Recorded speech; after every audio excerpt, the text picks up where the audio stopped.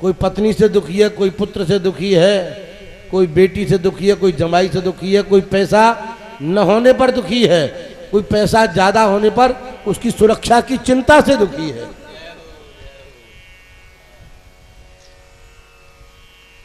पर दुखी सब हैं।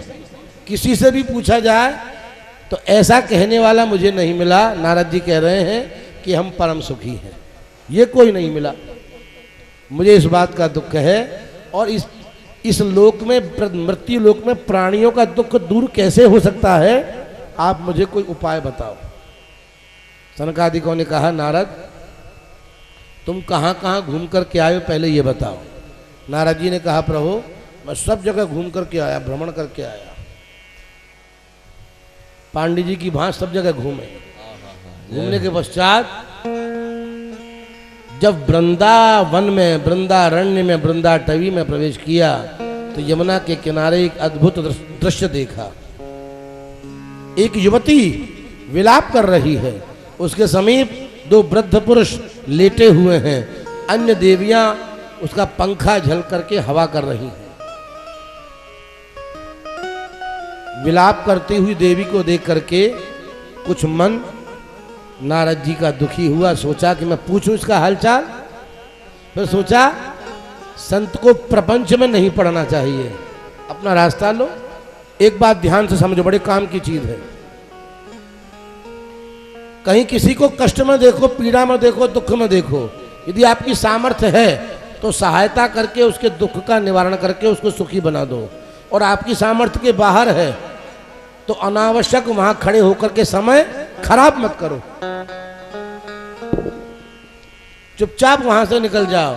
उससे तो अच्छा ये है एकांत में जाकर के अपने स्थान पर बैठ करके, अपने घर में बैठ करके ठाकुर जी के समक्ष एक 2-4 माला ज्यादा करो गुरु मंत्र की, और भगवान से प्रार्थना करो, प्रभु किसी का दुख दूर हो जाए और मेरे द्वारा अगर 1-8 माला ज़्यादा करने से दुख दूर हो जाता है तो मैं माला जरूर करूँगा। मैं शरीर से प्रयास तो नहीं कर सकता, पर माला पर मुझे भरोसा है, जाप पर मुझे विश्वास है। जाप मैं यहाँ करूँगा, दुख उसका वहाँ दूर हो जाएगा। पक्की बात समझना, विश्वासम फलदायकम। भगवान नाम का स्मरण सभी दुखों को दूर कर देने में पूर्णतया समर्थ है। एक गुरुजी के सेवक ने गुरुजी की बड़ी सेवा की, तन मन धन से खूब सेवा की। धन जितना था लगा दिया, तन और मन सेवा करता रहा। गुरुजी बड़े प्रसन्न हुए। गुरुजी ने देखा, बेटा अब तू समर्थ हो चुका है और देख गंगा किनारे जाकर के रह।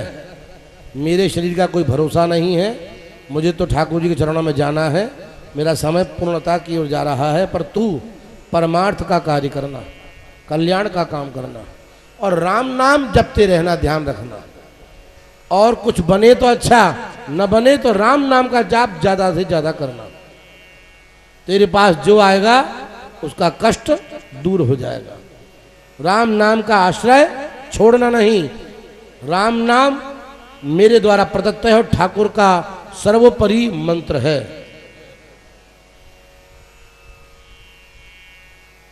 सेवक का नाम था रामदास। गुरुजी से आज्ञा लेकर के गंगा जी के किनारे पर्णकुटी बनाई, झोंपड़ी बनाई और वहां निवास करने लगे।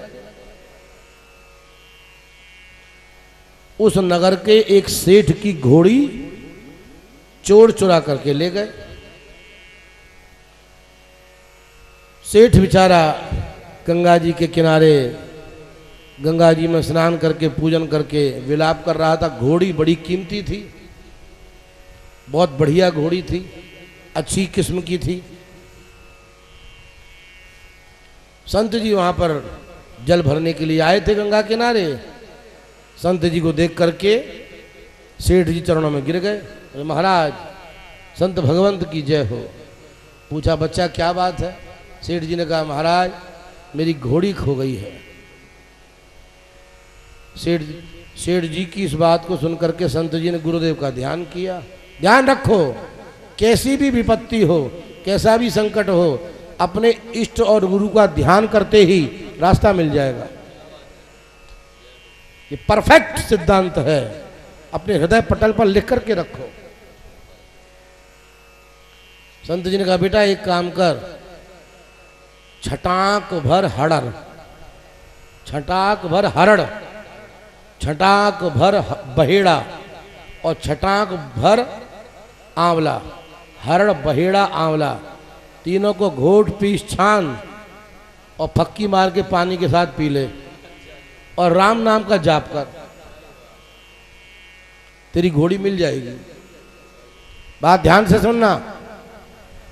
सेठ जी को विश्वास था तो संत की जो आज्ञा है अक्षरशः सत्य है। सेठ जी घर पहुंचे, हर बहेड़ा आंवला तीनों घोटा पीसा छाना, फक्की मारी और राम नाम के जाप पर बैठ गए। अब जब त्रिफला अंदर जाएगा, हरड़ बहेड़ा आंवला तो क्या करेगा, शोधन करेगा। 1 2 3 4 शौचालय के कई चक्कर लग गए सेठ जी के, हाथ पैर टूट गए, उठा नहीं जाए।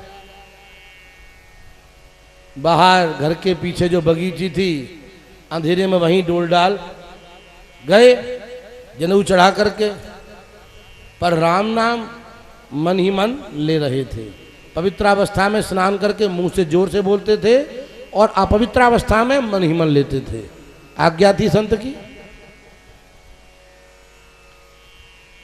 उदास मन, खिन्न मन, सिर लटकाए हुए संत सेठ जी बैठे हुए थे। अचानक हिनहिनाहट की आवाज आ गई और वही घोड़ी जो सेठ जी की थी, जिसको चोर चुरा करके ले गए थे, चोरों को लात मार करके चोरों के हाथ से छूट करके भाग करके अपने मालिक सेठ जी के पास आ गई। वृंदावन बिहारी लाल की क्या हो। जो सेठ जी की आंख उठी और देखा घोड़ी खड़ी है, बोले जय हो गुरुदेव भगवान की, क्या हो। संत भगवंत की। क्या हो। मेरी घोड़ी को कोई और नहीं लाया, संत जी का महावाक्य, संत की आज्ञा, संत की कृपा मेरी घोड़ी को यहां पर ले आई है। दृढ़ विश्वास हो गया। सारे नगर में सेठ जी ने संत जी की जय घोष उद्घोष करना प्रारंभ कर दिया। बोले कुछ चमत्कारी संत हैं और भगवत कृपा इन पर पूरी तरह से बरस रही है। जो रानी थी उसका 9 लखा हार चोरी चला गया था। बड़ा कीमती हार, नवरत्नों से सुगठित और सुसज्जित था। रानी ने सोचा अगर मैं सेठ जी के बताए संत जी के पास जाऊं तो अवश्य ही 9 लखा हार मिल सकता है। एक नौकरानी को साथ में लेकर के रानी गंगा जी के उस पार नाव में बैठ करके संत जी की पर्णकुटी पर पहुंची। कुछ फल पुष्प अर्पित किए, प्रार्थना की प्रभु मैं बड़ी दुखी हूं, कृपा करिए मेरा संकट दूर करो।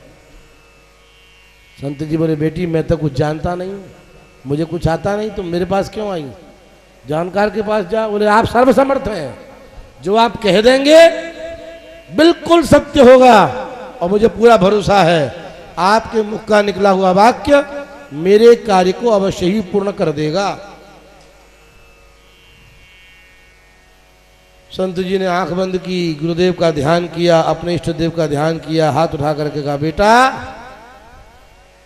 छटाक भर हरड़, छटाक भर बहेड़ा और छटाक भर आंवला घोट पीस छान करके जल के साथ फक्की ले लो और राम नाम का जाप करो, भगवान कृपा करेंगे तुम्हारा हार मिल जाएगा।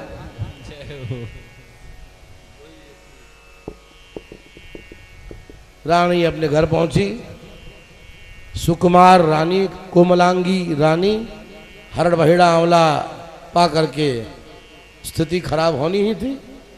स्थिति ये हो गई, रानी अपने पलंग पर पड़ गई, उठा नहीं जाए, ब्लड प्रेशर लो हो गया, बिलो 50।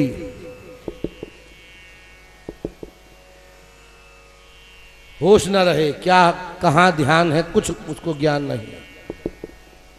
जिस नौकरानी ने हार चुराया था उसने सोचा यदि रानी पधार गई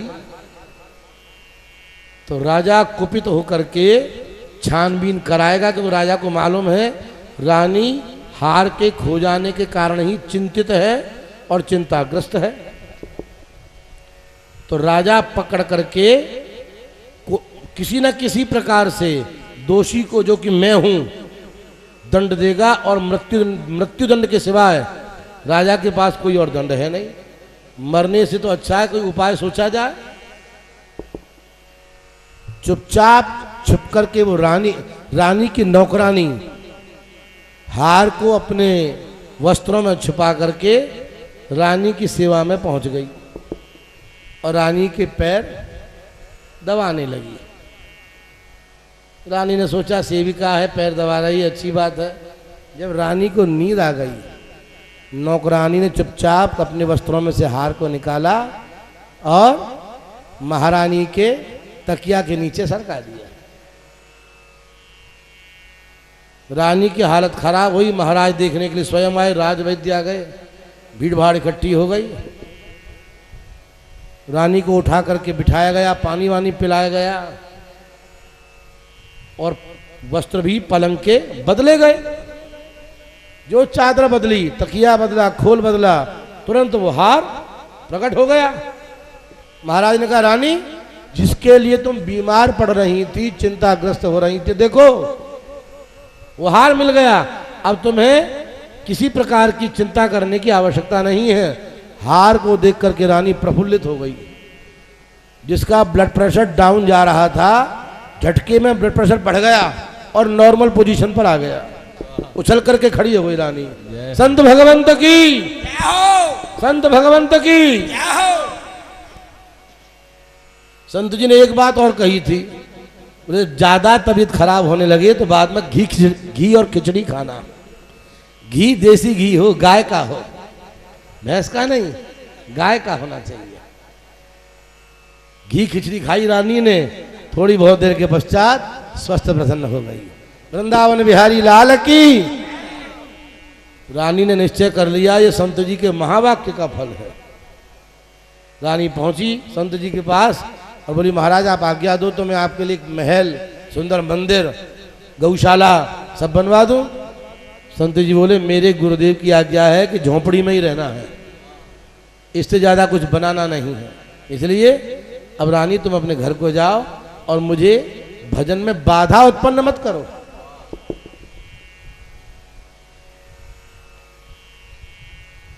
उस राजा के ही राज्य पर शत्रु राजा ने आक्रमण कर दिया।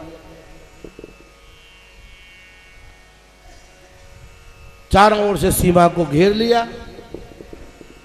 राजा को कोई उपाय सूझा नहीं, क्या करना चाहिए। सेनापति से बात की, सेनापति ने कहा महाराज हमारी सेना इस योग्य अभी नहीं है, तैयार नहीं है कि लड़ पाए।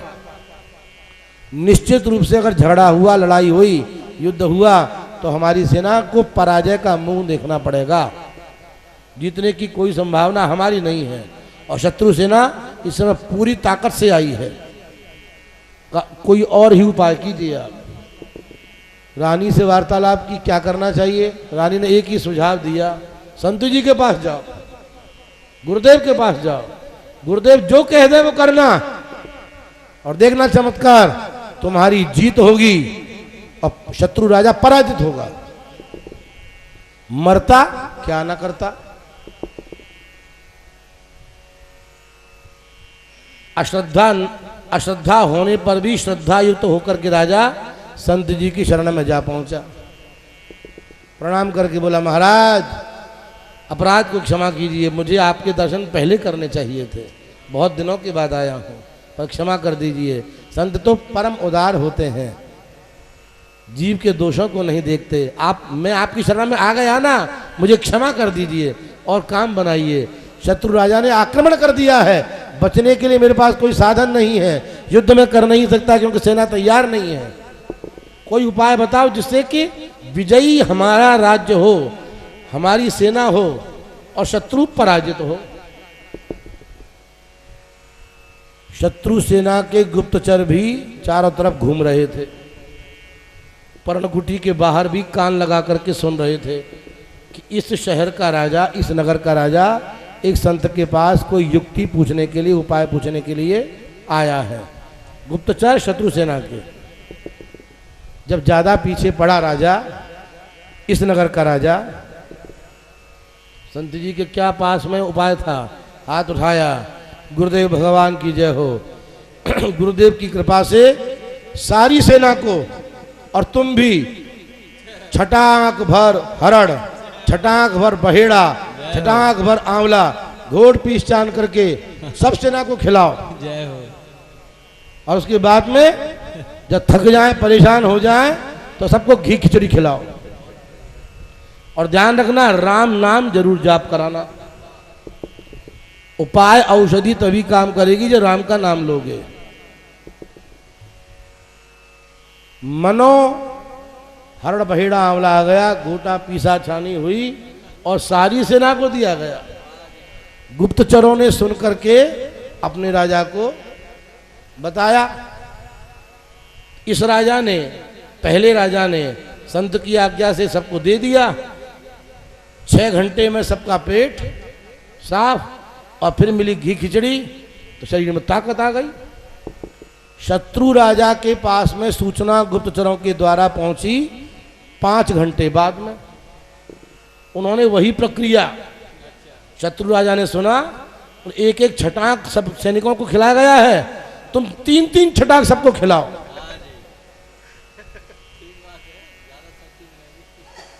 हमें इस राजा को हराना है और खुद को जिताना है। उसने एक एक गुना किया, तुम 3-3 छटाक, 3 छटाक हरण, 3 छटाक बहेड़ा और 3 छटाक आंवला घोड़ पीस छान करके। ध्यान रखना, अनुपात में कमी नहीं होनी चाहिए। यानी एक सैनिक को 9 छटाक हो गया। जिन्होंने पहले सैनिकों ने 3-3 छटाक लिया था वो तो 6 घंटे में तैयार, स्वच्छ होकर के, निर्मल होकर के, घी खिचड़ी खा करके पहलवान बन गए, तरोताजा हो गए।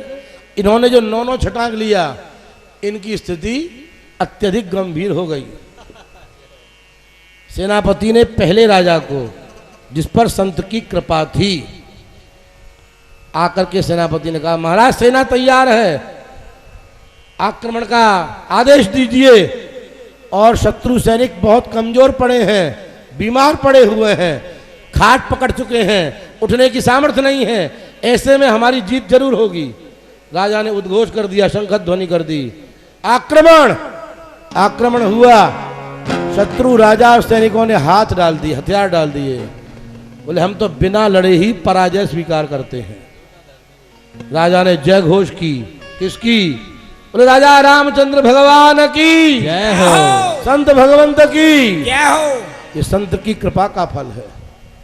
संत की कृपा ने जिस राजा से मैं जीत नहीं सकता था, उस राजा को, सामने वाले को पराजित करा दिया और मुझे जिता दिया। जा करके राजा ने तुरंत संत के चरणों में प्रणाम की, महाराज की जय हो, संत भगवंत की जय हो। बोले प्रभु आपकी कृपा से विजय प्राप्त हुई। संत ने कहा, ज्यादा प्रशंसा सुनने से अहंकार बढ़ सकता है मेरा, अब मुझे इस स्थान का परित्याग कर देना चाहिए और ठाकुर जी को ज्यादा कष्ट देना ठीक नहीं है। मैं ठाकुर के नाम पर इनको कह रहा हूँ, इनका काम बन रहा है, इनका काम मैं नहीं बना रहा हूँ, इनका काम तो बस ठाकुर ही बना रहा है। मुझे यहाँ और नहीं रहना चाहिए। संत ने सबको प्रणाम किया, नगर को प्रणाम किया, गंगा मैया को प्रणाम किया, पर्णकुटी को प्रणाम किया, अपने गुरुदेव को प्रणाम किया और जंगल में चले गए। भक्तवत्सल भगवान की। तो कहने का तात्पर्य, शिक्षा किस बात की है ये समझिए। शिक्षा यह है कि ठाकुर का नाम बड़ी से बड़ी विपत्ति को, आपको विपत्ति को नष्ट करके आपको सुखी बना सकता है।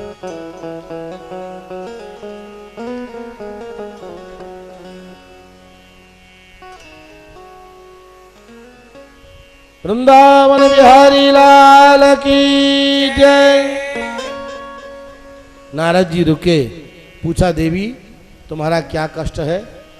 उस युवती ने कहा, भगवान मेरा नाम भक्ति है, मैं द्रविड़ देश में उत्पन्न हुई हूँ, कर्नाटक में वृद्धि को प्राप्त हुई हूँ, महाराष्ट्र में मुझे सम्मान प्राप्त हुआ है। ध्यान रखिए, महाराष्ट्र में आज भी अनेकों भक्त हैं जो ठाकुर का भजन करते हैं, लीला गान करते हैं और कथा में निमग्न रहा करते हैं। महाराष्ट्र में भक्ति का खूब प्रचार हुआ है। उत्पन्ने द्रविड़े साहम वृद्धिं कर्णाटके गता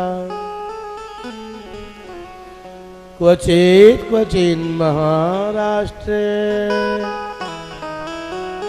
गुर्जरे जीर्णतां गता। कंचन और कामिनी